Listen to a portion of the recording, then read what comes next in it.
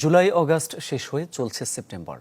এখনও সেই নিষ্ঠুর ভয়াবহতা যেন তাড়িয়ে বেড়াচ্ছে ভুক্তভোগী পরিবারগুলোকে। ১৯ জুলাই মোহাম্মদপুরে ফ্যাসিবাদীদের গুলিতে নিহত হওয়া দিনমজুর রোকনের পরিবার আজও ভুলতে পারছেন না সেই হত্যাযজ্ঞ। অভাবের সংসারে যে ছেলে ধরেছে হাল, তাকে হারিয়ে বেহাল দশায় পরিবার। আন্দোলনের রাজপথে গুলির পাশাপাশি হেলিকপ্টার থেকেও করা হয়েছে হামলা, যা ভুলতে পারছেন না প্রত্যক্ষদর্শীরা। বিস্তারিত সুলতান মাহমুদ আরিফের রিপোর্টে, ছবি তুলেছেন স্বাধীন ইসলাম। যত্ন ভালোবাসা থাকলে সব রান্নাই সুস্বাদু হয়। এসিআই পিওর শাহী বিরিয়ানি মশলা, রান্না হোক ভালোবাসার ভাষা।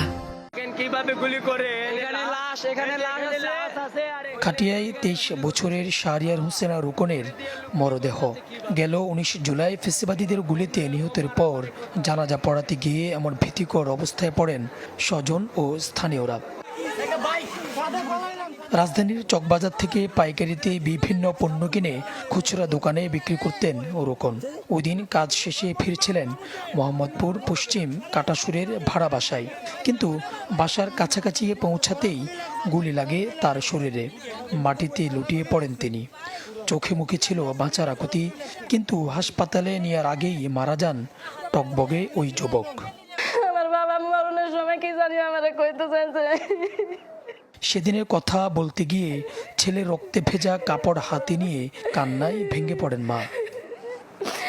কতগুলা গুলি দিছে আমার বাবার কি ধরছিল, গুলিগুলা যে লাগছে। আমার বাবার মা ডাক আমি শুনতে পারি না, আজকে কতদিন হয়ে গেছে, ১.৫ মাস। বাবা জানান হাসপাতালেও অমানবিকতার শিকার হন তারা। বলা হয় স্বাভাবিক মৃত্যু মেনে নিয়ে মরদেহ নিতে হবে, কারো কাছে বলা যাবে না গুলিতে নিহত। নিরুপায় হয়ে সেটি মেনেই মরদেহ বের করে আনেন হাসপাতাল থেকে। ছাত্ররা জিজ্ঞাসা করলে বলবেন যে এটা স্বাভাবিক মারা গেছে, তার মানে এটা কি বোঝায় এইটা। তারপরে আমাকে ডেথ সার্টিফিকেট দেয় নাই, গুলি সার্টিফিকেট দেয় নাই। পুলিশের গুলিতে মারা গেছে, কারো কথা বলবেন না, দলীয় কারো কথা বলবেন না, আওয়ামী লীগের কথা বলবেন না, মানে এই ধরনের এটা তো বুঝাই যায় যে এটা আর কি একটা ঘুমের একটা ইয়ে। আমার মনের ভিতরে ২৪ ঘন্টা আগুন জ্বলতে আছে।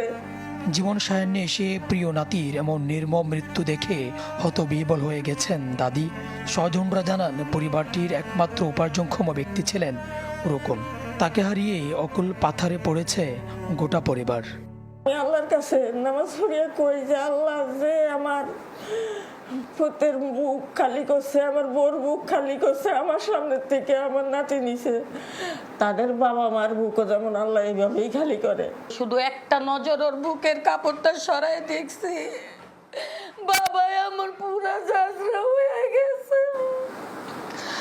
ছাত্র জনতার গণ অভ্যুত্থান ঠেকাতে জুলাই আগস্টে রাজপথে গুলিবর্ষণের পাশাপাশি উপর থেকে হেলিকপ্টার দিয়েও রাজধানীর বিভিন্ন জায়গায় করা হয় গুলি।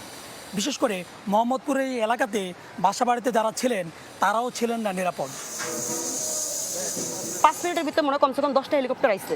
আমরা এদিক থেকে ওদিকে যাইতে পারি না, মানে হেলিকপ্টার দিয়ে গুলি চলতেছে। আবার রাস্তার মধ্যে মারামারি, কুবাকুবি, বম মারছে, পরে যে ধোয়া বা চকলেটের মতো মারছে, এগুলা ধোয়া দিয়ে এলাকা খুব মানে অন্ধকারের মতো ছিল।